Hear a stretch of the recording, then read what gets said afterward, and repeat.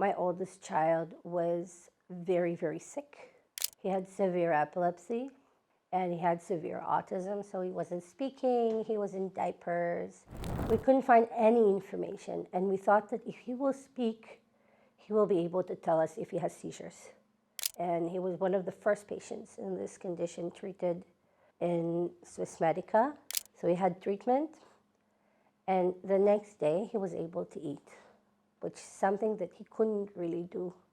And he said, "Daddy, I want hamburger and fries." So for a very long time, we heard nothing, because up until a year and 6 months, he was semi-verbal, and then it disappeared, and that was the first thing he said to us. He's able to have short conversations, he's able to defend himself, he's able to shower on his own, go to the toilet on his own, he reads, he writes. He started walking afterwards, because he wasn't really walking. He was 4. He wasn't able to run, he wasn't able to do anything, so stem cells definitely help. And we have been coming here for the past nearly 8 years for treatment. And coming to a place like this is a bit like coming home, at least for me. You know that somebody is there to catch you, and it's really sad that there are no more places like this place, because it's truly one of the best facilities I know.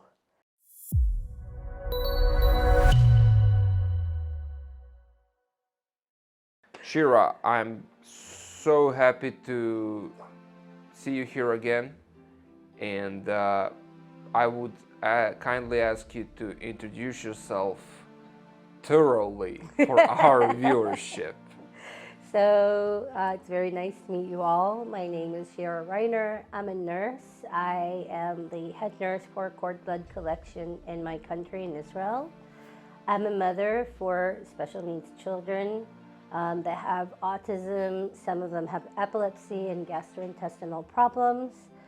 And we have been coming here for the past nearly 8 years for treatment. So this is what we're talking about today. Let's start from the amount. How many treatments you had with Swiss Medica? So altogether, between all family members, we had 24. Oh my God. 24 treatments. I know, it's a lot. But it's really important to understand with autistic children that it's not one and done normally.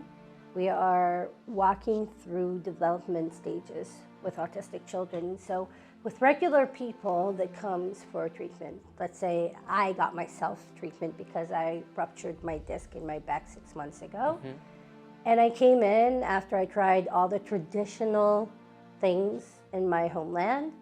And when I came in, I was barely walking, and I got stem cell treatment done by the great Yvonne. I love that man, he's amazing. And it took maybe 2 to 3 days to be with no pain.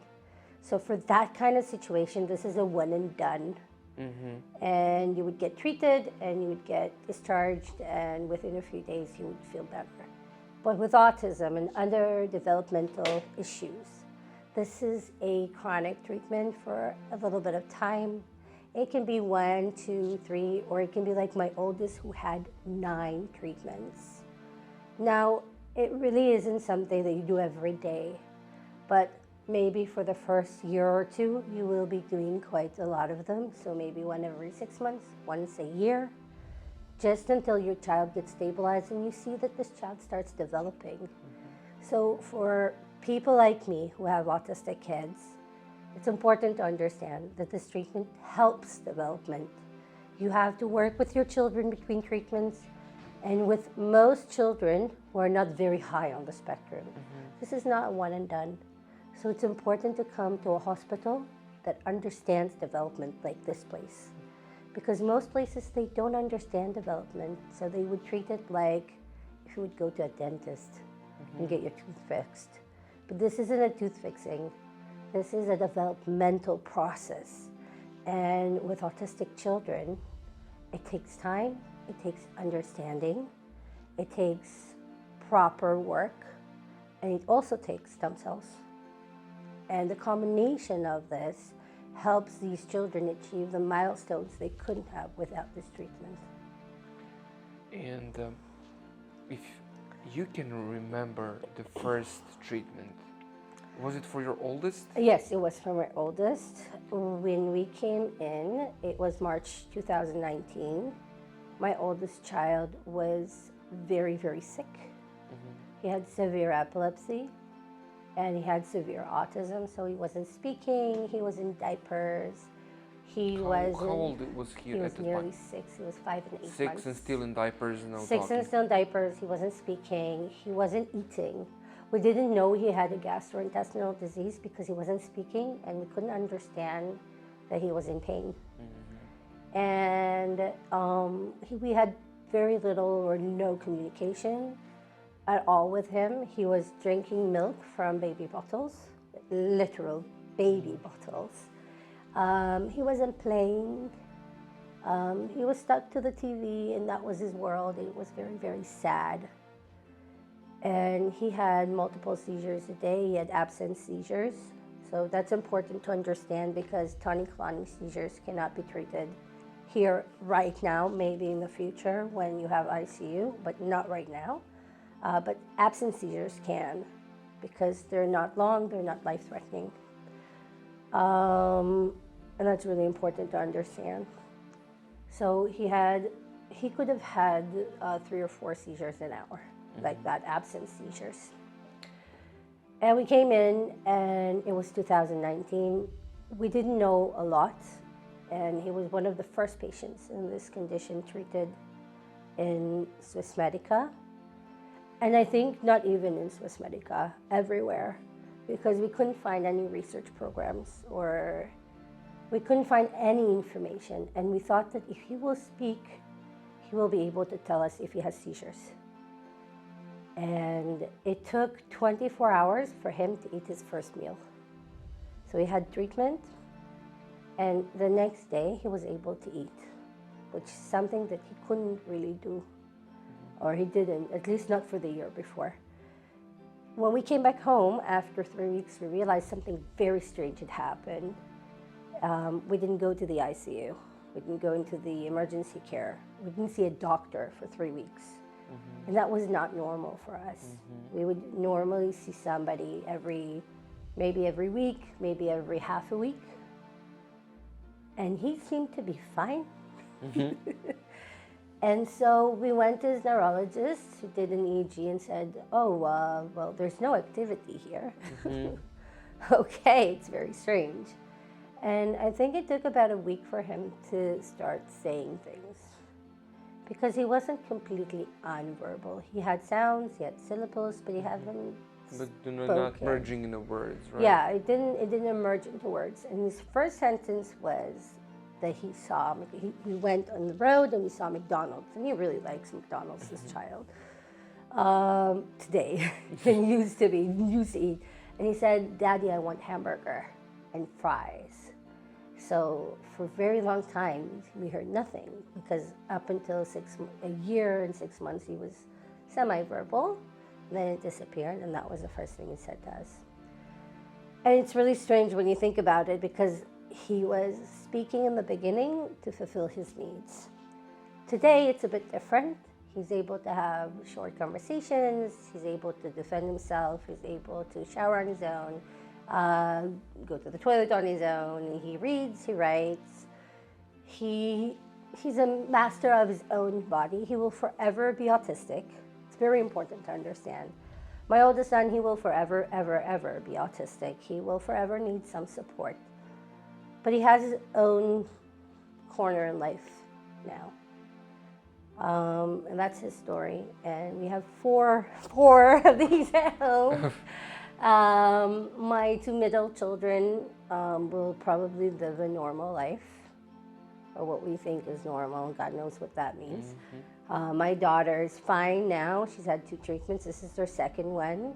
She's doing really well. She's a normal human being doing everything that a girl her age does.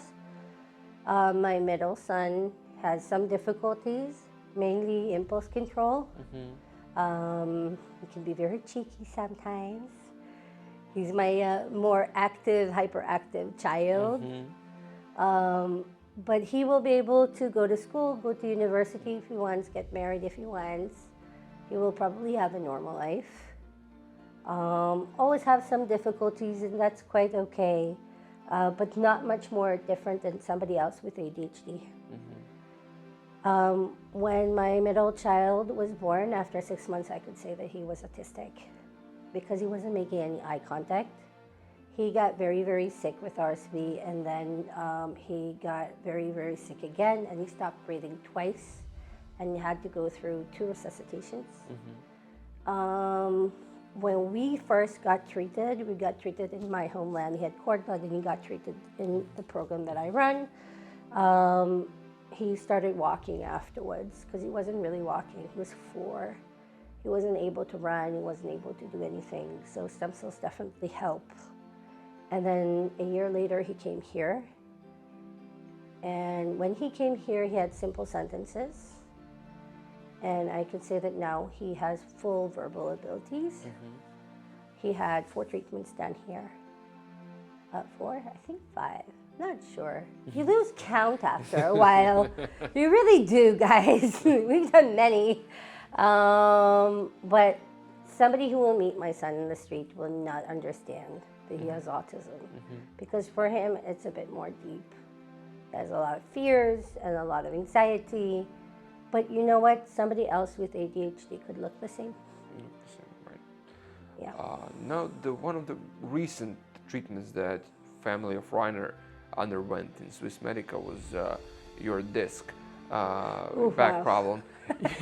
You mentioned that the pain relief was very soon. Yeah, so in the last summer, I went to sleep at night, and my youngest, he doesn't like sleep, and he thought a funny way to wake me up was to jump on my back. Little did he know that WWE style jumping on my back would cause 3 ruptured discs. And so, yeah. So it was the middle of summer vacation, and that night I ended up in the ER going through an MRI, finding out that I am going to have some serious problems. And we found 3 serious ruptured discs. And I did all the traditional things that you're supposed to do. And I was in excruciating pain for 3 months until we came here. We were due to come here for our kids' next treatment in October. So for 3 months, I've done everything that you can do where I'm coming from. I've done injections for pain relief. I've done steroid care. I've done opioids to try and relieve the pain, and nothing really worked. I was hospitalized until the Saturday before we flew in. So we flew in on Sunday. I was leaving the hospital Saturday night because I was in so much pain. And I was barely walking. I was using a walker to get here. And I remember. Yeah, it was terrible. And so we did. We came here, and Dr. Ivan saw me from the door walking in, and he went like this. you, the lady who walks with a baby stroller because she can't keep her back straight. And he took me in, and obviously I came in from the hospital, so I had the MRI done and the test done, and everything was already ready. And when I was calling before we went on the airplane, I asked if I can do physiotherapy here because I was not able to walk properly. And so I thought that I was going to go through physiotherapy, and I didn't. I went through injection to the area where I had my ruptured discs, yeah. And I was like, first of all, this man has hands of an angel. Seriously, I could not feel a thing. Amazing. Wow. And second of all, the next day I woke up and I said, okay, I'm still in a little bit of pain. And by nightfall, I was really fine. And the day after, I was walking. I was fine. I'm 6 months after. I have no pain.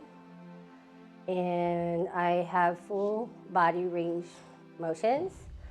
I'm very careful with my back. I'm very careful, but I can pick up my son, who's 16.5 kilograms. I can wear a backpacker, so like a baby carrier that you can wear on your back. I can fully work. I am back to helping deliveries, baby deliveries, because that's what I do for a living. I'm back teaching. So I'm back to living my full life, and that's amazing. And I wish I could offer that treatment back home, because there's so many people with this problem. And it's ridiculous. It only took like half an hour. And I had no pain doing the treatment. And it's life-changing. It really is. And there's so many people with orthopedic problems that can benefit from this treatment. And it's ridiculous how simple it is. And I always tell my patients before they come, it's not painful, it's not scary, and it's so simple to do. It really is. And it can solve so many problems. And it's really sad that there are no more places like this place, because it's truly one of the best facilities I know. It's a hospital. It's not a day clinic. It's not an office stuck somewhere. There are multiple physicians here in multiple specialties, amazing nursing staff. And other than that, when you come here, you get everything. You get fed, you get checked on, you get organized, you get to have a safe place to sleep, you get to have somebody to pick you up and take care of your basic needs. So cup of coffee, somebody to take you to the mall if your child needs to go to the gymboree. It sounds ridiculous, but when you come to a foreign country for treatment, it's so scary. It really is one of the most stressful experiences people can go through, other than maybe war. I don't know. Done that. It doesn't look as stressful. Autism or war? Autism is autism or war? Autism, definitely. More stressful. And you give away your most precious thing. You give away your family member. You give away your body to somebody who you don't know, who you've never met. And coming to a place like this is a bit like coming home, at least for me. You know that somebody is there to catch you.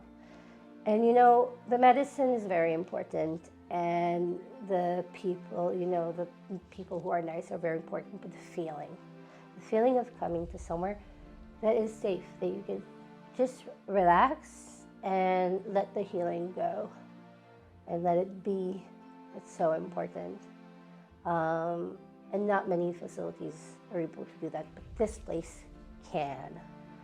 And so I think that's why we keep coming back. And I have to say, every time I'm coming, I'm saying, I'm hoping it's my last time as a patient, and next time I'll come as a visitor. And so I'm saying that now too. You could possibly be the single most experienced person/parent with stem cell therapies. First, you help with deliveries.